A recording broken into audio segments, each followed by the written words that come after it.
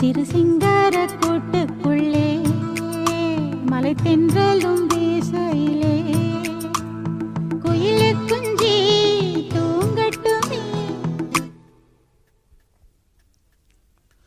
ஒரு சந்தன காட்டுக்குள்ளே முழுச்சந்திரன் காயையிலே சிறு சிங்கார கூட்டுக்குள்ளே மலை தென்றலும் வீச